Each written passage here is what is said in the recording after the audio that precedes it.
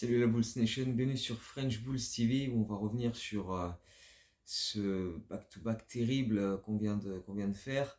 Alors c'est vrai que honnêtement dès que le calendrier est sorti au mois d'août, quand tu regardes la liste des matchs, tu te dis ouh ce back-to-back il pue du cul quand même. Ouf. Déplacement à Milwaukee, réception de Denver. Ouais, ça fait 4 mois on le voit venir quand même le truc. Et effectivement bah ça a été très très compliqué. Deux défaites. Logique, en tout cas sur le papier. La première à Milwaukee, extrêmement frustrante parce que j'ai trouvé que, pas tout le long, mais notamment en deuxième mi-temps, il y avait des gros efforts. Défensivement, il y a eu des gros efforts pour empêcher Milwaukee de développer son jeu habituel. En première mi-temps, on a eu du mal, honnêtement, à les stopper tout simplement. On a pris, voilà, on a laissé Bobby Portis nous défoncer dès qu'il est sorti du banc. Il n'était pas le seul d'ailleurs, hein, le banc de Milwaukee dans son ensemble euh, a été extrêmement efficace avec aussi Green. euh, AJ Green enfin voilà, Portis et Green nous ont vraiment pulvérisé alors que notre banc à nous a été un peu, a eu beaucoup de mal, mais on va y revenir après. On n'avait pas Caruso, donc on se rappelait dans la dernière vidéo, on avait dit qu'il était blessé à la cheville gauche et qu'il était très incertain. Et finalement, il a loupé les deux matchs de ce back-to-back. Et on n'est pas encore trop sûr, en tout cas au moment où je fais cette vidéo, de quand il va revenir. Selon les médecins, ça n'a pas l'air trop grave. Il pourrait revenir contre Miami dans un des deux matchs qui arrivent face au Heat. Mais voilà, on va attendre plus de précision. Mais sur ce match à Milwaukee, il avait fait l'échauffement avant de finalement dire non, ça va pas le faire. Euh, et ça a quand même été problématique parce que tout de suite, quand tu n'as pas Caruso défensivement, c'est plus laborieux. Et face à une équipe de Milwaukee aussi puissante, c'est tout de suite compliqué. Mais malgré tout, voilà, en deuxième mi-temps, je pense qu'on a quand même été capable de produire de bons efforts. Il y avait des belles rotations, des close-out intéressants. On a provoqué des passages en force. On a su se créer enfin, créer des stops pour ensuite se créer des opportunités de marquer de l'autre côté. Mais ça n'a pas voulu. Ça n'a pas voulu. Et ça a été un mal toute la soirée. On a loupé un nombre incroyable de shoots, que ce soit des lay-ups, que ce soit des shoots ouverts à 3 points. On a fait preuve d'une maladresse absolument incroyable. Et combien de fois on était à -2 ou -3 points, on fait le stop et Adam Amin, le commentateur, dit les Bulls peuvent égaliser sur cette possession. Boum, loupé. Stop défensif. Ah, les Bulls peuvent égaliser sur cette possession. Boum, loupé. Et ça a été comme ça, mais je ne sais pas combien de fois dans ce match. C'était incroyable. Et puis, et puis on s'en est sorti, pas vraiment, mais on a en tout cas au moins arraché la prolongation grâce à un DeRozan assez dingue sur ce match-là. D'ailleurs, ça aussi, c'est un des gros problèmes de ce match-là, c'est que DeRozan et Kobe étaient tout seuls, quoi. À aucun moment on a vraiment eu une troisième option offensive, un autre mec capable d'apporter du danger, parce que tu regardes les pourcentages au tir qu'on a eu dans ce match-là, à part Kobe et DeRozan, c'était immonde. Là, je les ai sous les yeux. DeRozan, 14 sur 30 au shoot, donc juste en dessous des 50%, ça va. 3 sur 6 à 3 points, 10 sur 12 au lancer, 41 points, 11 passes décisives. Il est d'ailleurs le deuxième joueur de l'histoire des Bulls à faire un match avec au moins 40 points et au moins 10 passes décisives. L'autre, évidemment, c'est Michael Jordan, qui l'a fait 9 fois, et DeRozan donc est le seul autre à l'avoir fait. Kobe White, extraordinaire une fois de plus, monstrueux. Euh, 12 sur 20 au shoot, 6 sur 10 à 3 points, 6 rebonds, 4 passes, 33 points. Euh, des hustle plays de ouf, des shoots ultra clutch, il a été phénoménal. Mais derrière, Patrick Williams 6 sur 14, bon c'est pas catastrophique, mais il a surtout mis des points sur la fin en prolongation quand c'était un petit peu tard. Vucevic 6 sur 16 et il s'est fait défoncer en défense. 2 sur 9 pour Torrey Craig, 3 sur 12 pour André Drummond. Et Ayo Dosunmu, le pauvre, 0 sur 6, 0 points, 0 rebond, 0 assist, 0 steal, 0 bloc. Le trillion, comme on appelle ça. Et d'ailleurs, il s'est bien fait défoncer par une partie de la fanbase sur Twitter, sur les forums, ce que j'ai trouvé un peu abusé. Enfin, en tout cas, que tu dises que Ayo a été mauvais sur ce match-là, oui, parce qu'il l'a été. Il est passé au travers, même si défensivement, il a fait des trucs quand même pas dégueulasses sur Dame Lillard notamment. Mais de là à l'insulter et dire que ce joueur c'est une merde, qui vaut rien, etc., il y a quand même des limites à pas franchir et c'est un petit peu dommage. Mais enfin, ça, c'est sûrement des gens qui n'y connaissent pas grand chose ou qui ont dû parier sur une victoire des Bulls ou quelque chose. En même temps, quand on est con. Bref, c'était très très compliqué pour les Bulls parce que voilà, quand tu que deux options offensives face à une telle équipe, c'est pour ça que c'est miraculeux presque qu'on arrive en prolongation. Parce qu'on a vraiment fait les bons efforts défensifs, mais on n'a pas su les concrétiser derrière en mettant les points qu'il fallait. Et en prolongation, ça a été immonde. Parce que Torrey Craig met un lancer franc au début de la prolongation. Et à ce moment-là, on passe devant pour la première fois du match. Parce qu'on était à la traîne tout le long. À la traîne tout le long pendant 48 minutes. Et ça a duré 30 secondes. Parce que derrière, euh, Brook Lopez notamment a trouvé des points près du cercle beaucoup trop facilement. Et on a loupé 8 shoots consécutifs. On a mis plus de 3 minutes à mettre un panier dans cette prolongation. Donc c'est forcément compliqué derrière pour exister. DeRozan a essayé tout ce qu'il pouvait sur la fin. Il a mis dès qu'on avait la possession, il partait au cercle, il provoquait des lancers, il a mis un dunk. Il essayait de faire en sorte de bouffer le moins possible de chrono, mais derrière on faisait faute. Et en plus, ils ont loupé des lancers francs, c'est ça qui est dingue. Parce que euh, Brook Lopez a fait un sur deux au lancer, Giannis a fait un sur deux au lancer, Middleton a fait un sur deux au lancer. Donc ils ont loupé des lancers. On avait des opportunités derrière pour revenir. Et puis bah, après, dans les 10 dernières secondes, c'est Dame Lillard qui met ses deux lancers, lui par contre. Et après, bon, on n'avait plus assez de temps. C'était beaucoup trop tard. On a réagi trop tard dans ce match-là. Enfin, dans cette prolongation en tout cas. Et du coup, bah, ça laisse un sentiment de frustration quand même. Parce que voilà, les efforts ont quand même été bons sur une bonne partie du match. C'est la deuxième fois qu'on emmène Milwaukee en prolongation cette saison quand même. On avait gagné la première fois, c'est ce qui avait débuté la série de 4 victoires, et là c'est ce qui la termine. Euh, ouais, il y a quand même quelques regrets. Il y a quand même quelques regrets parce qu'il y avait la place, en tout cas, et on a eu énormément d'opportunités pour prendre les devants dans ce match et faire un peu douter cette équipe de Milwaukee. Donc celle-ci, elle est frustrante.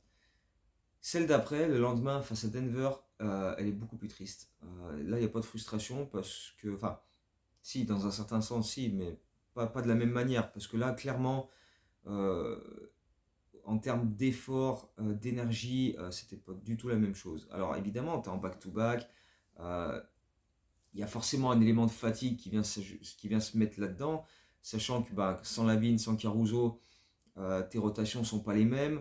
On a vu pas mal de Dalen Terry et de Julian Phillips finalement sur ce match-là. Hein. Combien de minutes ils ont eu? Alors si tu veux bien, active-toi un peu, ce serait cool. Euh, Dalen Terry, il a joué 11 minutes. Et Julian Phillips, bon, 6 minutes, mais ils ont tous les deux fait des passages en première et en deuxième mi-temps. Euh, mais enfin bref, voilà, tu as des rotations qui sont extrêmement différentes. Euh, Peu d'automatisme, mais ça s'est vu dans le deuxième quart-temps quand tu avais Terry aligné avec Phillips, plus Drummond, Pat Williams et je crois que c'était Kobe White, où tu sentais que là, défensivement, on ne savait pas où se placer, il n'y avait pas de communication sur les moindres pick and roll, on s'est fait défoncer. Mais voilà, tu sentais que de toute façon, dans les attitudes, peut-être parce que la fatigue, mais les Bulls n'y étaient pas sur ce match-là. Et plus le match avançait, et plus dès qu'il y avait 10 points d'écart, 12 points d'écart, on essayait de revenir, et dès que Denver remettait un coup de collier, ça baissait la tête, tu voyais les bras ballants, tu voyais que les mecs étaient genre ouais bon bah ce soir ça va pas le faire, on va pas insister. Et c'est un peu dommage parce que tu as l'impression que tu retombes un peu sur les attitudes qu'on voyait il y a 2-3 semaines et on sait où ça nous a amené. Donc il faudrait très très vite rectifier le tir, mais ça va pas être simple quand même, parce que le calendrier qui arrive, il est quand même assez propre. Mais le truc, c'est que, ok, on peut dire, ouais, il y a la fatigue du back-to-back, moins de rotation possible parce qu'il nous manque des joueurs importants. Le problème, c'est que Denver, eux aussi, étaient en back-to-back. Et pendant que nous, on revenait de Milwaukee, qui est à côté de Chicago, hein, il y a 2 heures de route, eux arrivaient d'Atlanta. Ils jouaient sans Jamal Murray. Et ils ont perdu Jokic avant la pause pour une exclusion pour 2 fautes techniques, qui sont absolument ridicules d'ailleurs. Euh, on ne sait pas évidemment ce qu'il a dit à l'arbitre, s'il l'a insulté ou quoi, mais t'as des joueurs qui peuvent hurler sur les arbitres sans jamais rien avoir, et je donnerai pas de nom, on les connaît.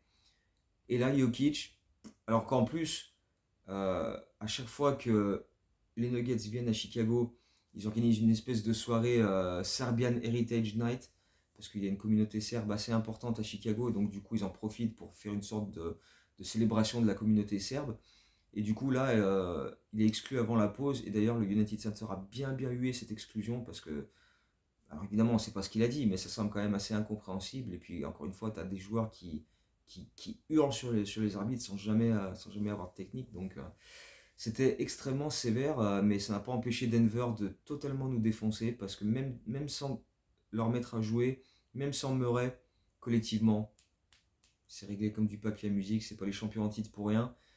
Euh, Aaron Gordon, plein de fois, posté près du cercle, il voit les cuts backdoor, hop, des super passes dans le dos de la défense, on a vraiment pas fait les efforts qu'il fallait. Il y a juste au début du 4e quart-temps où on a provoqué 3-4 stops défensifs de suite parce qu'on a bien anticipé les passes vers l'intérieur. Mais sur l'ensemble du match, c'est beaucoup trop peu. Tu peux pas défendre aussi peu et espérer quelque chose face au champion en titre, quoi. C'est pas faisable. Et puis encore une fois, offensivement, on a eu beaucoup de difficultés. On a eu une adresse encore une fois assez pauvre. Pas vraiment de joueurs qui ressortent du lot. Et en plus, ce coup-ci, Demar DeRozan passe au travers. Il finit à 3 sur 13 et 14 points. Euh, Ça allait un petit peu mieux pour Ayo Dosunmu avec 3 sur 7 au shoot, 9 points. Mais bon, voilà, ça restait quand même un peu compliqué. Patrick Williams, 2 sur 8. Torrey Craig, 1 sur 4. Javon Carter, 3 sur 10, dont 3 sur 8 à 3 points. Mais quelques très bons hustle play. Il a fait partie de ces joueurs qui, en même temps, lui, il joue 15 minutes par match, donc forcément, il était peut-être un peu moins crevé que des DeRozan, des Vucevic ou des Kobe White qui jouent beaucoup plus. Mais par contre, Kobe White a encore été excellent, par contre. Lui, pour le coup, et même si tu le sentais, tu le voyais sur son visage qu'il était un peu fatigué et qu'il en avait un peu marre, il a encore sorti un match de grosse qualité, 27 points, 5 sur 10 à 3 points, 8 passes décisives. Non, Kobe White en ce moment, extraordinaire. Absolument extraordinaire. Ça fait que sur les 12 derniers matchs, donc il poursuit cette série de matchs à au moins 3 points, 3 à 3 points inscrits. Et là, donc sur les 12 derniers matchs, il cumule 58 sur 112 à 3 points, ce qui est monstrueux. 58 sur 112. C'est genre 52% sur du gros volume, quoi. Hein. Donc, franchement, très propre. Lui, il fait vraiment plaisir. Après, voilà, ça a manqué de soutien. Vucevic, oui, 12 sur 21, 26 points, 16 rebonds, donc 4 offensifs, 5 passes décisives. Les chiffres sont là, mais tu as parfois l'impression il se faisait défoncer sur les pick and roll, qu'il était à la rue et pas tout le temps, surtout en première mi-temps en fait. Et puis il y a eu parfois quelques hustle plays, quelques rebonds offensifs qui ont aidé un peu les Bulls à se relancer, mais ouais, c'était un peu moyen. Quoi. Par moments, ouais, par d'autres moments, tu as l'impression que tu savais pas où il était, donc c'était compliqué. Donc voilà, du mal à exister dans ce match-là, du mal à vraiment. Personne n'a vraiment réussi à sonner la révolte, parce que même quand Kobe mettait deux paniers à 3 points ou mettait 2 bons drives à la suite, ça enchaînait pas derrière, parce que tout de suite on se prenait un 3 points démarqué de Reggie Jackson ou on prenait un end-one d'Aaron Gordon. Donc du coup, on n'a jamais vraiment été capable de recoller plus que ça au score. On a souvent été à moins 12, moins 14, moins 16. Et au mieux, on a dû revenir à moins 7 à un moment donné, ou même moins 5. Mais à aucun moment, ça a fait paniquer les Nuggets. Ils ont regardé et qui ont fait bon. Non quoi. Donc voilà, c'était un back-to-back qu'on annonçait compliqué, qui a été compliqué. Maintenant, l'important, c'est de pas tout balancer de la bonne série qu'on venait de faire avec les 4 victoires à la suite, où il y avait du mieux dans le jeu offensif, en défense, dans les attitudes, dans l'état d'esprit de manière générale. On a moins retrouvé ça sur ce back-to-back et notamment sur le deuxième match contre Denver. Maintenant, il faut repartir de l'avant et ça va pas être simple parce que le calendrier là on part en road trip. On va à Miami jeudi soir, on est encore à Miami samedi soir, on est à Philadelphie lundi soir. Et quand on revient au United Center, tu as les Lakers, le lendemain tu as les Spurs, bon, ça les Spurs encore, bon, pourquoi pas. Et après tu as les Cavs, enfin bref, et puis encore après tu as Indiana, Atlanta, enfin donc il y a quand même des équipes solides qui se mettent sur notre route d'ici la fin de l'année civile. Donc va falloir, euh, va falloir montrer autre chose que ce qu'on a montré cette nuit tout simplement. Parce que sinon on va vivre encore des soirées un peu comme celle de novembre et ça va être très très pénible. Pour finir sur une note positive quand même, les Bulls ont annoncé quelques heures avant le match face à Denver la mise en place d'une sorte de cérémonie hommage qu'ils ont appelée la Ring of Honor. Alors pour les quelques-uns qui suivent un petit peu le catch, il y a une fédération de catch qui s'appelle comme ça, la Ring of Honor aussi. Donc je pense pas qu'il y ait des problèmes de copyright, mais enfin bref. Ils ont créé cette espèce ouais, de truc pour distinguer une sorte de Hall of Fame en fait, mais interne aux Bulls, pas à l'échelle de l'NBA, mais interne aux Bulls, où donc ils vont rendre hommage au plus grand nom de la franchise, que ce soit des joueurs, des coachs, des dirigeants, etc. Et donc ils nous ont déjà annoncé 15 noms pour une cérémonie qui aura lieu le 12 janvier. Il me semble qu'il y a un match ce jour-là. On va vérifier ça tout de suite. J'avoue que j'aurais peut-être dû vérifier avant, mais voilà. Donc le 12 janvier, avec une cérémonie qui aura lieu donc au United Center pour rendre hommage à une quinzaine de joueurs. Ce sera face aux Golden State Warriors. Donc voilà, on reçoit Golden State ce jour-là. Et donc, alors on ne sait pas si tout le monde sera présent, mais s'ils sont tous présents dans la liste qui est annoncée, ceux qui sont en vie bien sûr, parce qu'il y en a qui malheureusement ne sont plus avec nous, euh, ça risque d'être assez comique slash dramatique, parce qu'il y a du Scottie Pippen, il y a du Michael Jordan, on sait que ces derniers temps c'est pas l'amour fou entre les deux. Il y a Dennis Rodman, il y a Tony Kukoc, il y a Jerry Sloan, il y a Bob Love, il y a Chet Walker, il y a Artis Gilmore, donc ça c'est les 8 joueurs. Euh, il y a 5 entraîneur slash dirigeant, donc il y a Phil Jackson, Johnny Redcar qui était le premier coach de l'histoire des Bulls, et Jerry Krause qui était évidemment le GM. Il y a Dick Klein qui est celui qui a créé les Chicago Bulls, en fait, qui a créé la franchise, et Tex Winter, l'assistant historique de Phil Jackson. Donc ça fait 13 personnes, j'avais dit 15, mais en fait c'est 13. Et ils vont également honorer l'équipe 95-96 avec les 72 victoires et le 4e titre de la franchise. Donc on va voir un petit peu comment ça va se dérouler. C'est une cérémonie, s'ils seront tous là, s'ils seront au match ensuite. Mais voilà, on n'a pas beaucoup plus de détails pour l'instant. On en aura sûrement plus prochainement. Mais je trouve l'initiative sympa. Et on sait que les Bulls, même si c'est pas une équipe qui retire beaucoup de maillots, c'est une équipe qui a quand même, dans la plupart du temps, dans la grande majorité des cas, euh, euh, montré beaucoup d'appréciation pour ses anciens, qui les fait revenir. On sait que voilà, des gars comme Tony Kukoc, Bob Love, Horace Grant ont des rôles dans la franchise en tant qu'ambassadeur. C'était le cas de Scottie Pippen pendant de longues années. Euh, voilà, il y a eu aussi des périodes où Randy Brown était pas trop loin non plus. Il était assistant coach à une époque de Fred Hoiberg aussi. Mais voilà, il y a voilà, je trouve l'idée pas mal. J'ai envie de voir comment la cérémonie va se dérouler, mais je trouve l'idée pas mal. Et puis après, chaque année, ou tous les 2 ans, il me semble que c'est tous les 2 ans, ils rajouteront des noms. Donc j'imagine que. Donc là, ce sera le 12 janvier 2024. Donc j'imagine qu'en 2026, on aura. D'ici là, on aura du Joachim Noah, on aura du Derrick Rose, on aura. Je sais pas, du Kirk Henrik, du Andres Nocioni, ce serait cool. Euh, du Taj Gibson, voilà, ce genre de gars, du Tom Thibodeau, peut-être, s'il a arrêté de coacher les Knicks d'ici là. Voilà, ce genre de personnes. J'imagine qu'ils vont insérer John Paxson, parce que bon, bah, il faudra bien quand même hein, aussi. Du Horace Grant, enfin voilà, on verra à ce moment-là, on a bien le temps pour ça, mais ça peut être sympa. Donc voilà, c'était un peu la seule news funky de ce début de semaine, parce que ouais, les 2 défaites elles laissent des sentiments différent, mais néanmoins mitigé. Donc on va essayer de rectifier le tir sur ce road trip, même si, comme on l'a dit avec le calendrier, ça va pas être simple. Mais bon, on va suivre tout ça. Il y aura les articles, le recap pour parler de tout ça, les vidéos après les 2 matchs contre Miami pour faire un petit peu le point. Et puis voilà, donc d'ici là, bah, portez-vous bien comme d'habitude, et puis on se retrouve très bientôt. Ciao, go Blues.